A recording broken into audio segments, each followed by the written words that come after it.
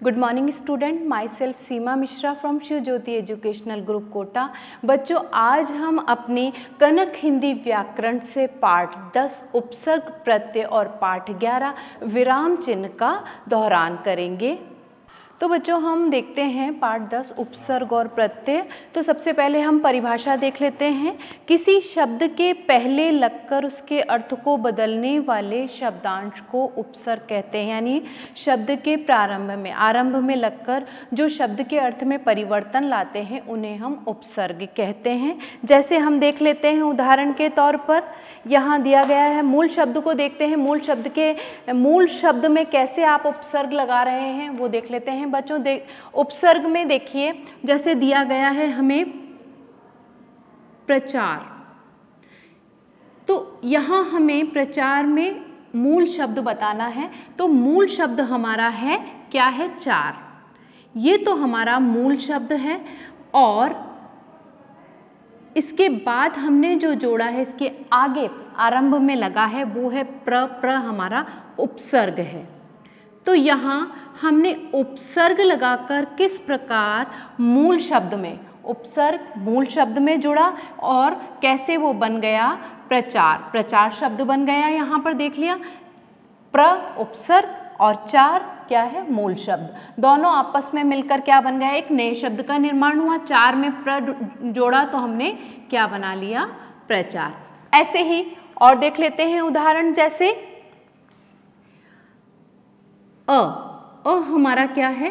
यहाँ अ उपसर्ग दिया गया है और मूल शब्द हम ले लेते हैं। मूल शब्द है हमारा ज्ञान। तो अब इन दोनों को जब हम जोड़ रहे हैं तो क्या बनेगा? यहाँ नया शब्द वो होगा अज्ञान। तो हमने यहाँ देखा बच्चों, मूल शब्द के आरंभ में जो हम उपसर्ग जोड़ते हैं उसके मेल से जो बनता है नया शब्द, वो हमारा क्या हो जाता है? नए शब्द का निर्माण करता है। ऐसे ही हम और भी देख लेते हैं, जैसे अध हमारा क्या है? उपसर्ग है और हमने उसमें मूल शब्द जोड़ा पका और हमने इनको आपस में जब जोड़ दिया तो ये बन गया अधपका।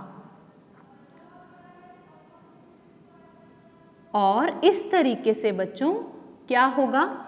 उपसर्ग, मूल शब्द और नए शब्द का निर्माण।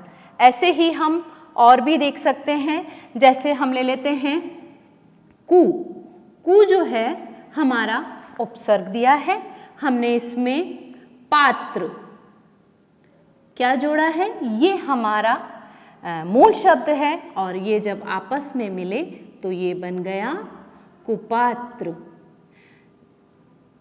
और इस तरीके से हम उपसर्ग और मूल शब्द को आपस में मिलाकर जब एक नए शब्द का निर्माण करते हैं तो वो शब्द जो है वो उपसर्ग से मिलकर बना होता है। आगे हम देख लेते हैं बच्चों, आगे दिया गया है आपको यहाँ पर प्रत्यय।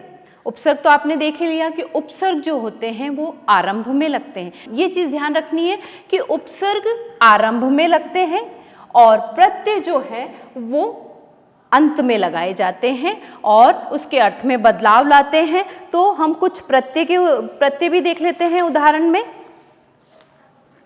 जैसे हम देखते हैं बच्चों, मिल,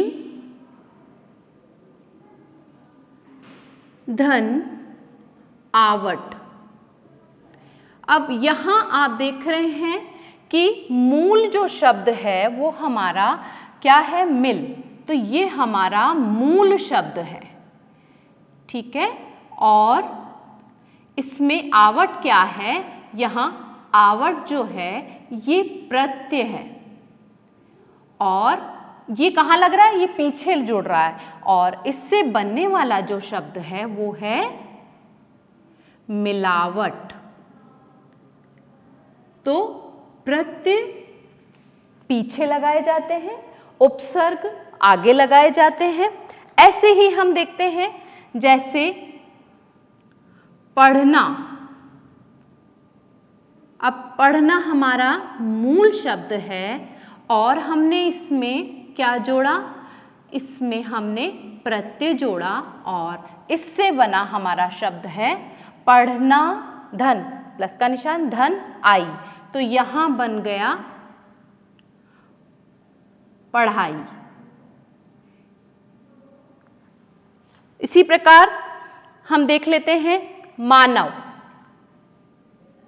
मानव हमारा मूल शब्द है और हमने इसमें क्या डाला, प्रत्यय ता प्रत्यय लगाया, तो ये बन गया मानवता। तो बच्चों यहाँ आप देख रहे हैं किस तरीके से हम प्रत्यय और उपसर्ग दोनों, यानी उपसर्ग जो है वो शब्द के आरंभ में लग के उसके अर्थ में परिवर्तन करते हैं और प्रत्यय शब्द के अंत में जुड़कर उसके अर्थ में परिवर्तन लाते हैं। तो हमने यहाँ देखा कि उपसर्ग और प्रत्यय जो हैं वो किस तरीके से प्रयोग में लाए जाते हैं। अब हम देखते हैं बच्चों, पाठ हमारा दिया गया है 11 विराम चिन्ह। तो बच्चों आप अपनी बुक में पेज नंबर ओपन कर लीजिए। इसी के बाद दिया गया है हमारा पाठ 11 विराम चिन्ह। विराम का अर्थ, पहले तो सबसे पहले विराम का अर्थ होता है रुकना और चिन्ह का अर्थ होता है निशान, ये तो हमने अभी पढ़ा था।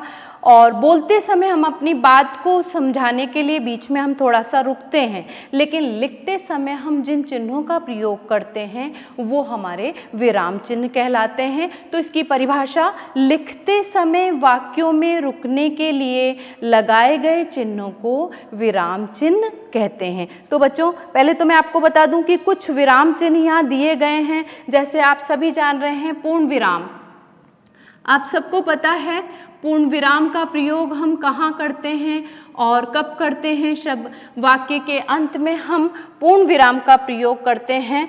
तो पूर्ण विराम का चिन्ह आप सबको पता है इस तरीके से लगाया जाता है।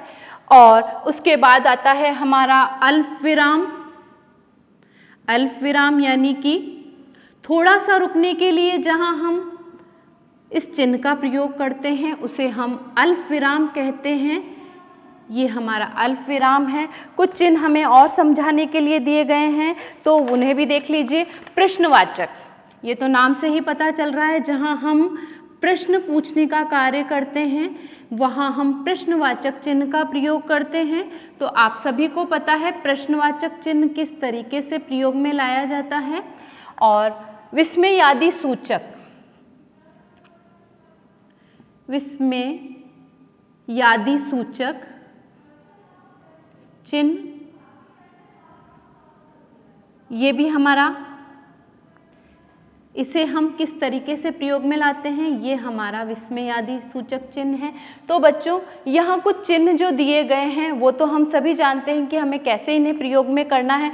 तो हम कुछ और उदाहरण देख लेते हैं, वो इस तरीके से कि कैसे हम इन चिन्हों का प्रयोग करेंगे। अगर मैंने एक वाक्य लिया, यह है किस पक्षी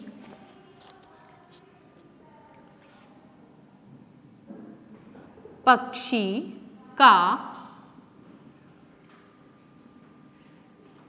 पंख है। अब यहाँ मैंने कोई भी चिन्ह का प्रयोग नहीं किया है, लेकिन यहाँ आप देख रहे हैं ये एक वाक्य पूर्ण हो गया है। तो हम यहाँ किस चिन्ह का प्रयोग करेंगे? अगर वाक्य पूर्ण होने पर तो हम पूर्ण विराम का प्रयोग करते हैं, लेकिन जहाँ हमें प्रश्न पूछा जाता है वहाँ हम प्रश्नवाचक चिन्ह का प्रयोग करते हैं। ऐसे ही हम देख लेते हैं भारत हमारा देश है। अब यहाँ देख रहे हैं बच्चों कि हमारा एक वाक्य पूरा हो गया है और वाक्य पूर्ण होने पर हम किसका, पूर्ण विराम का प्रयोग करते हैं। ऐसे ही मैं माता पिता का कहना मानता हूँ। अब इस वाक्य में देखिए बच्चों, अगर हमें अंत में पूर्ण विराम दिया है तो यहाँ कौन सा चिन्ह नहीं दिया है, तो मैंने यहाँ माता पिता लिखा है। तो मैंने बताया था जहाँ दो समान योजक चिन्हों शब्दों का प्रयोग किया जाता है वहाँ हम योजक चिन्ह का प्रयोग करते हैं, तो यहाँ ये इस योजक चिन्ह का प्रयोग करेंगे। ऐसे ही हम देख लेते हैं रमेश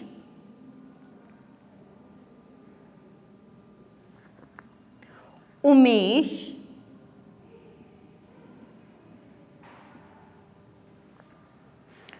और दिनेश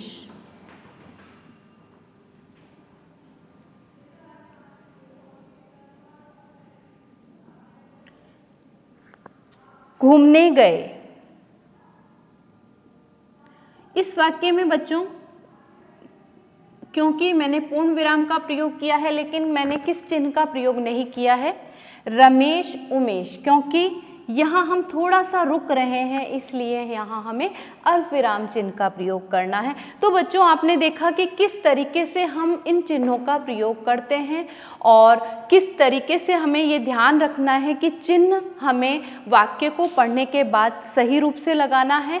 जहाँ हमें प्रश्नवाचक चिन्ह की ज़रूरत है वहाँ हम इस चिन्ह का प्रयोग करेंगे और जहाँ हमें अन्य चिन्हों की आवश्यकता पड़ती है वहाँ हम अन्य चिन्हों का प्रयोग करेंगे। तो इस तरीके से आपने जाना बच्चों पाठ 10 उपसर्ग और प्रत्यय और पाठ 11 विराम चिन्ह।